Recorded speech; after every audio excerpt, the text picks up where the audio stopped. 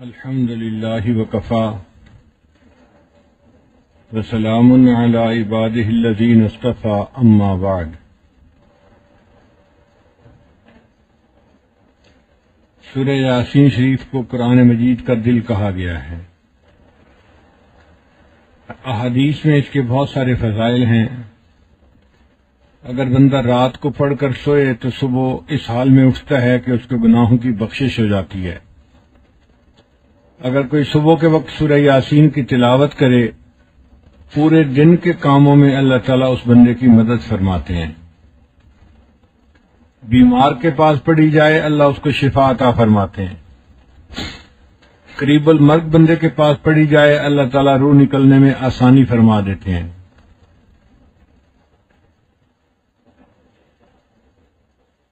اگر کوئی پیاسا پڑھے، اللہ اس کی پیاس دور کر دیتے ہیں۔ کوئی بھوکا پڑے، اللہ اس کی بھوک کو دور کر دیتے ہیں۔ کسی کو رزق کی تنگی ہو، اللہ رزق کی تنگی دور فرما دیتے ہیں۔ کوئی دشمن کی وجہ سے پڑھے تو اللہ اس کو دشمن سے محفوظ فرما دیتے ہیں۔ یہ بہت سارے فضائل احادیث شریف میں وارد ہیں۔ اس سورت کی ابتدا یاسین کے لفظ سے ہوئی، جو حروف مقطعات میں سے ہے۔ پھر اللہ تعالیٰ نے قسم اٹھا کر اپنے حبیب صلی اللہ علیہ وسلم کی رسالت کی گواہی دی کہ اے میرے محبوب صلی اللہ علیہ وسلم، آپ بھیجے ہوئے رسول ہیں، اور اس بات کی بھی گواہی دی کہ آپ بالکل سیدھے راستے کے اوپر ہیں۔ جو آپ کی پیروی کرے گا وہ سیدھے راستے پر زندگی گزارنے والا بن جائے گا۔ پھر نبی علیہ الصلوۃ والسلام کو تسلی دی گئی کہ جن لوگوں کی طرف آپ کو بھیجا گیا ہے یہ بہت ضدی اور سرکش قسم کے لوگ ہیں۔ ان کے باپ دادا کا بھی رویہ یہی تھا، اور یہ آپ کی بات کو نہیں مانیں گے چاہے آپ جتنا مرضی کوشش کر لیں۔ سوال پیدا ہوتا ہے کہ اگر یہ بات کو نہیں مانیں گے پھر ان کو بات کرنے کا فائدہ کیا؟ تو مفسرین نے لکھا کہ داعی کو تو ثواب ملے گا دعوت دینے کا، مگر جو سننے والے ہیں ان کو فائدہ اس لیے نہیں ہوگا کہ وہ ضدی اور سرکش ہیں۔ وہ ایسے ہیں جیسے کہ کوئی بہرا آدمی ہوتا ہے، دوسرے کی بات کو سنتا ہی نہیں ہے۔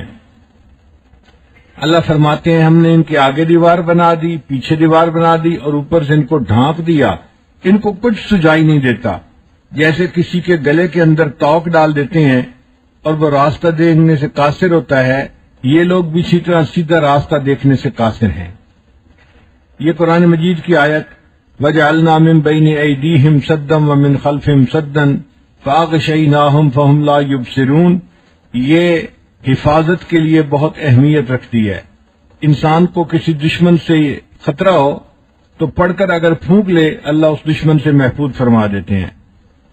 اگر کسی آدمی کو پولیس کا ڈر ہو یا کسی افسر کا ڈر ہو اور اس کے سامنے جانا پڑے تو اس آیت کو پڑھ کے پھونک دیں، اللہ تعالیٰ اس کے ظلم سے نجات عطا فرمائیں گے۔ حدیث مبارکہ میں ہے کہ کافر لوگ حرم میں بیٹھ کے مشورے کرتے تھے، اگر ہم نے دیکھ لیا محمد صلی اللہ علیہ وسلم کو ہم انہیں زندہ نہیں چھوڑیں گے، ہم یہ کریں گے، ہم وہ کریں گے۔ اور نبی علیہ السلام سورہ یاسین کی تلاوت کر کے حرم شریف جاتے تھے، ان کے پاس سے گزرتے تھے اور وہ دیکھ ہی نہیں پاتے تھے، ان کو پتہ بھی نہیں چلتا تھا کہ نبی علیہ السلام یہاں آئے تھے یا نہیں آئے تھے۔ پھر اس صورت میں اللہ تعالیٰ نے ایک بستی والوں کا واقعہ بیان کیا ہے جن کے پاس 2 رسول آئے اور انہوں نے ان کی بات کو نہیں مانا۔ پھر اللہ تعالیٰ نے ایک تیسرے رسول کو بھیجا مگر اس کی بھی بات کو نہیں مانا۔ تو ایک بستی میں آدمی تھا جس کا نام تھا حبیب نجار۔ وہ کارپینٹر تھا اور اپنی حلال کی روزی کماتا تھا اور زندگی گزارتا تھا۔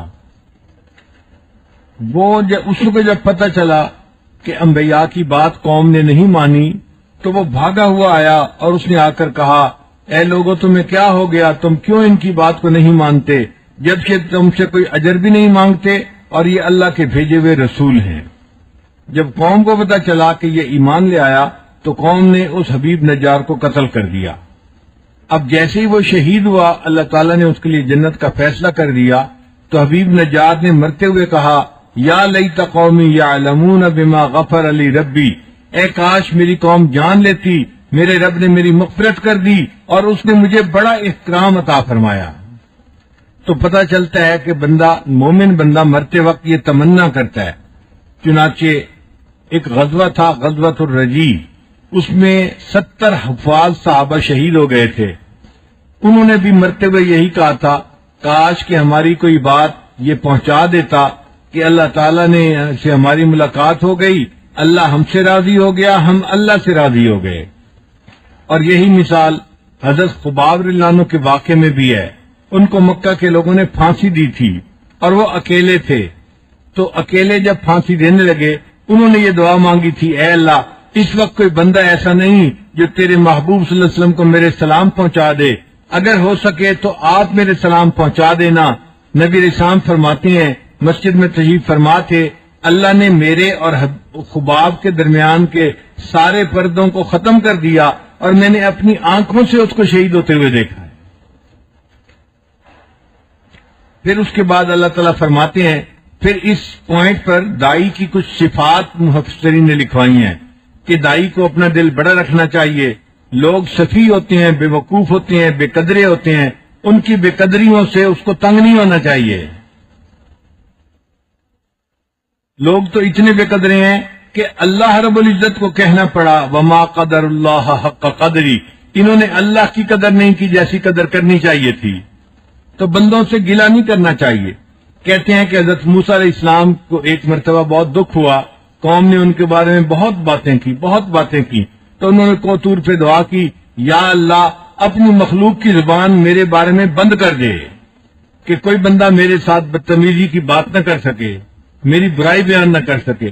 تو جب موسیٰ علیہ السلام نے یہ دعا کی، اللہ نے جواب دیا، اے میرے کلیم اللہ، میں نے مخلوق کی زبان اپنے بارے میں بند نہیں کی، میں آپ کے بارے میں کیا بند کروں گا؟ یہ میرا دیا ہوا کھاتے ہیں اور میرے اوپر الزام لگاتے ہیں، میرے بارے میں باتیں کرتے ہیں. تو مخلوق کا معاملہ ایسا ہی ہے. انسان بے طمع ہو کر اللہ کی رضا کے لیے دین کا کام کرتا رہے اور اجر کا اللہ تعالی سے ہی امید رکھے. پھر دائی کی صفات کے بعد اللہ تعالیٰ نے قرآن مجید میں کچھ اپنی نشانیاں بیان فرمائی ہیں. ایک نشانی یہ بیان فرمائی کہ دیکھو ہم نے مردہ زمین کو کیسے زندہ کر دیا. بارش آتی ہے، مردہ زمین زندہ ہوتی ہے اور زمین کے اندر سے کھیتی نکل آتی ہے، لہلہاتی ہوئی کھیتی. جس طرح مردہ زمین زندہ ہو جاتی ہے، ایک وقت آئے گا کہ ہم سور پھونکیں گے اور جو لوگ مرے ہوئے قبروں میں ہوں گے وہ اپنی قبروں سے نکل پڑیں گے اور اللہ کے سامنے پیش کر دیے جائیں گے. پھر اللہ تعالیٰ نے آفاقی نشانیاں بتائی ہیں کہ غور کرو کہ ہم نے سورج اور چاند کو بنایا، نہ چاند سورج کو پکڑ سکتا ہے نہ سورج چاند کو پکڑ سکتا ہے، سب اپنے اپنے دائرے کے اندر گھوم رہے ہیں اور اللہ کی عبادت کر رہے ہیں. تو پتہ چلتا ہے کہ 1400 سال پہلے قرآن مجید نے دائرہ اور آربٹ جو ہے اس کا تصور پیش کر دیا تھا، جس کا کہ اس وقت کسی بندے کو وہم و گمان بھی نہیں ہو سکتا تھا. پھر اللہ تعالیٰ فرماتے ہیں ہم نے چاند کی منازل بنائی ہیں. تو چاند کی 28 منازل بنائی گئی ہیں، لیکن مہینہ جو ہوتا ہے قمری اعتبار سے یا 29 کا ہوتا ہے یا 30 کا ہوتا ہے. 30 سے زیادہ کا نہیں ہو سکتا اور 29 سے کم کا نہیں ہو سکتا. اب کب ہوگا 29 کا، کب ہوگا 30 کا، اس کا فیصلہ چاند کو دیکھ کر ہوتا ہے. نبی علیہ السلام نے فرمایا سومو لرؤیتہ وافطروا لرؤیتہ، چاند دیکھو تم رمضان کے روزے رکھ لو اور چاند دیکھو تم عید اپنی کر لو، افطار کر لو. آج کل کی دنیا میں کچھ نئے جدید سائنس پڑھے لکھے لوگ وہ یہ کہتے ہیں کہ جب انسان چاند پر پہنچ گیا تو ہمیں چاند کو دیکھنے کی کیا ضرورت ہے، ہم اپنی کیلکولیشنوں سے اندازہ لگا لیں کہ کب چاند نظر آئے گا تو ہم اس دن رمضان منا لیں اور اس دن عید منا لیں، ہمیں آپس میں جھگڑا کرنے کی ضرورت ہی نہیں. چنانچہ یہ لوگ شعبان کے آخری دنوں میں رمضان کے سٹارٹ کی بھی تاریخ کا اعلان کر دیتے ہیں اور عید کا بھی اعلان شعبان میں کر دیتے ہیں. اس کی وجہ سے امت کے اندر پھر دو جو عیدیں ہوتی ہیں بہت ساری جگہوں پر، خاص طور پر مغرب ممالک میں 2 عیدیں ہوتی ہیں. ایک وہ لوگ ہوتے ہیں جو حساب کتاب کے ذریعے سے پہلے ہی فیصلہ کر لیتے ہیں اور کچھ لوگ ہوتے ہیں جو دیکھ کر فیصلہ کرتے ہیں. ہمیں خود تجربہ ہوا تو ہم نے وہاں کے جو چاند کا ڈپارٹمنٹ تھا ان سے معلومات کی، پھر انہوں نے اپنے نیوی کا فون دیا ہم نے اس سائنسدان سے باتیں کی جو پوری دنیا میں چاند کے بارے میں سب سے زیادہ انفارمیشن رکھتا ہے. اس سے پوچھا کہ فلاں جگہ چاند نظر آئے گا آج. اس نے کہا جی ہم گارنٹی نہیں کر سکتے، امکان بتا سکتے ہیں. تو پوچھا کہ بھئی گارنٹی کیوں نہیں کر سکتے؟ اس نے کہا جناب چاند کی جگہ کو معلوم کرنے کے لیے ہم نے حساب کی ایکویشن بنائی ہوئی ہیں اور اس میں 6000 ویریبل ہیں. 6000 چیزیں ایسی ہیں جو تبدیل ہو سکتی ہیں. جیسے ہوا کی رفتار ابھی تھوڑی سی ہے، کچھ دیر کے بعد آندھی چل پڑے گی تو رفتار بدل جائے گی. تو 6000 چیزیں جب بدل سکتی ہیں، کون گارنٹی کر سکتا ہے کہ سب ٹھیک رہے گا اور آج چاند نظر آ جائے گا؟ اس لیے دیکھ کر ہی فیصلہ ہوتا ہے. تو گویا پوری دنیا میں سب سے زیادہ جن کے پاس چاند کی معلومات ہیں وہ بھی اس بات کو تسلیم کرتے ہیں کہ سب سے بہتر اصول یہی ہے کہ انسان چاند کو دیکھے اور مہینے کا فیصلہ کرے، چاند کو دیکھے اور مہینے کے ختم ہونے کا فیصلہ کرے. یعنی 1400 سال پہلے جو نبی علیہ الصلوۃ والسلام نے اصول بتایا تھا، آج کی سائنس کی دنیا بھی اسی اصول کو تسلیم کرتی ہے اور اسی کے مطابق چاند کو تسلیم کرتی ہے. پھر اس کے بعد اللہ رب العزت نے زمین کی نشانیاں کچھ بتائیں کہ دیکھو زمین میں مردہ زمین ہوتی ہے، ہم اس کو کیسے زندہ کر دیتے ہیں، اس کے اوپر کھیتیاں ہوتی ہیں، لہلہاتے ہیں. تم بھی قیامت کے دن اسی طرح زندہ کر دیے جاؤ گے اور اپنے رب کے سامنے پیش کر دیے جاؤ گے. پھر قیامت کے دن اللہ تعالیٰ اعلان فرمائیں گے سلام قولا من رب الرحیم، میرے جو رب رحیم کی طرف سے سلامتی ہو. جو نیک بندے ہوں گے ان کو اللہ کا سلام پہنچے گا، اور جو گناہگار خطا کار ہوں گے اللہ فرمائیں گے وَامْتَازُوا الْيَوْمَ أَيُّهَا الْمُجْرِمُونَ، اے مجرموں آج کے دن میرے نیک بندوں سے جدا ہو جاؤ. تو نیکوں اور بروں کو جدا کر دیا جائے گا. وہ دن بڑی حسرت کا دن ہوگا. آج کے دن ہم نیکوں کے ساتھ تعلق جوڑیں اور اللہ سے نیکوں کی محبت مانگیں. احب الصالحین ولست منہم لعل اللہ لیرزقنی صلاحا، میں نیکوں سے محبت کرتا ہوں اگرچہ میں خود تو نیک نہ بن سکا، امید کرتا ہوں اللہ ان کی برکت سے مجھے بھی نیکوں میں شامل فرما لیں گے. شنیدم کے در روز امید و بین بداراں بنیکاں ببخشد کریم.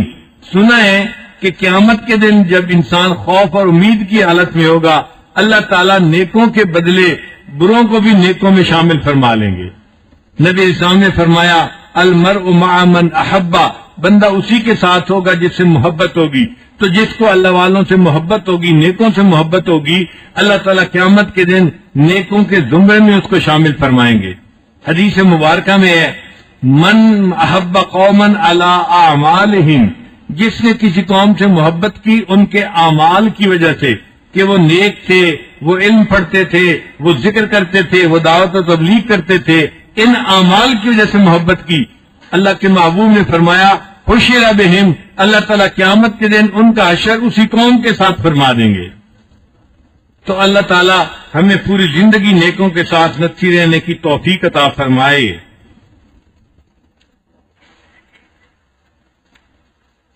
اب اس سے آگے ہم سورہ یاسین کی کچھ آیات کا ترجمہ آج پڑھ لیتے ہیں. اللہ تعالیٰ فرماتے ہیں علم احد الیکم یا بنی آدم، میں نے نہ کر رکھا تھا تم کو اے آدم کی اولاد،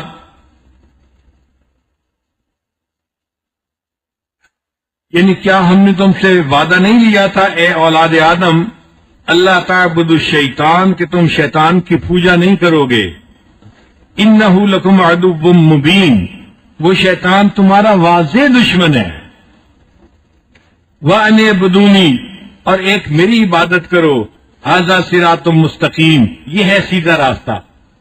تو اللہ کی عبادت کرنا یہ سیدھا راستہ ہے اور شیطان کی عبادت کرنا یہ گمراہی کا راستہ ہے. شیطان کبھی انسان کے ساتھ بھلائی نہیں کر سکتا، ہمیشہ انسان کے ساتھ دشمنی کرے گا اور وہ یہ چاہے گا کہ انسان میری طرح جہنم میں جانے کے قابل بن جائے.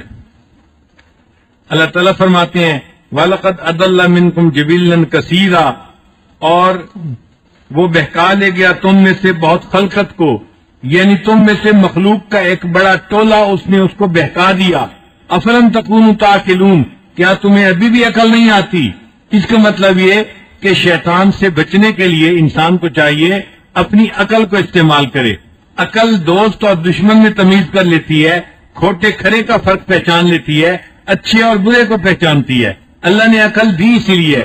اس لیے جو انسان عقل استعمال کرتا ہے وہ اچھائی برائی میں فرق کر لیتا ہے، وہ برے راستے سے ہٹ جاتا ہے اور نیکی کے راستے کو اختیار کر لیتا ہے.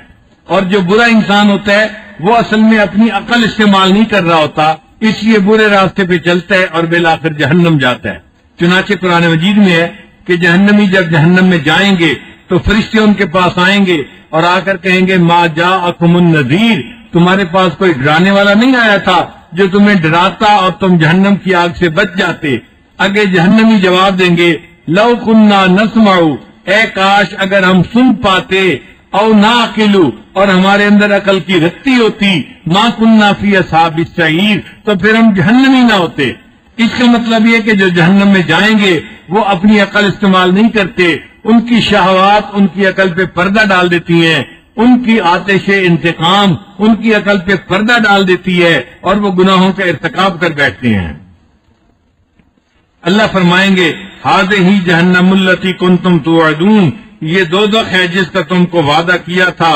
اصلوها اليوم بما کنتم تکفرون، جا پڑو اس میں آج کے دن، یہ بدلہ ہے تمہارے کفر کا. اللہ تعالیٰ فرمائیں گے الیوم نختم علی افواہہم وتکلمنا ایدیہم وتشہد ارجلہم، آج ہم مہر لگا دیں گے تمہارے منہ پر اور تمہارے ہاتھ اور تمہارے پاؤں ہمیں بتلائیں گے کہ تم کیا کرتے رہے تھے. اللہ تعالیٰ قیامت کے دن بندے سے زبانی سوال نہیں کریں گے، اس کے منہ پہ اللہ تعالیٰ مہر لگا دیں گے، منہ کو سیل کر دیں گے، بند کر دیں گے. پھر انسان کے اعضاء کو حکم دیں گے تم گواہی دو یہ بندہ دنیا میں کیا کرتا رہا. تو انسان کا ہاتھ بتائے گا میں نے فلاں بندے کو ایذا پہنچائی تھی، فلاں بندے کو قتل کیا تھا. یہ انسان کا ہاتھ گواہی دے گا میں نے غیر محرم کو ہاتھ لگایا تھا، میں نے فلاں وقت شراب پی تھی، میں نے فلاں وقت حرام کھایا تھا. جو ہاتھ نے گناہ کیا ہوگا ہاتھ بول کے بتائے گا. پھر اس کے بعد پاؤں جس طرح چل کے گئے ہوں گے وہ پاؤں گواہی دے گا میں اس جگہ پر گیا تھا اس گناہ کرنے کے لیے، اس جگہ پر چل کے گیا تھا گناہ کرنے کے لیے. پھر آنکھیں بتلائیں گی، پھر انسان کی جو ہے وہ کان بتلائیں گے، اعضاء گواہی دیں گے، حتیٰ کہ انسان کی رانیں بھی گواہی دیں گی کہ انہوں نے دنیا میں کیا کیا کرتوت کیے ہوئے تھے. انسان پریشان ہو جائے گا کہ میں تمہاری لذت کی خاطر تو یہ گناہ کرتا تھا اور آج تم نے میرے خلاف یہ گواہی دینی شروع کر دی. وہ کہیں گے انطقنا اللہ الذی انطق کل شیء، اللہ نے ہمیں بلوا دیا جس اللہ نے ہر کسی کو بولنا سکھایا ہے.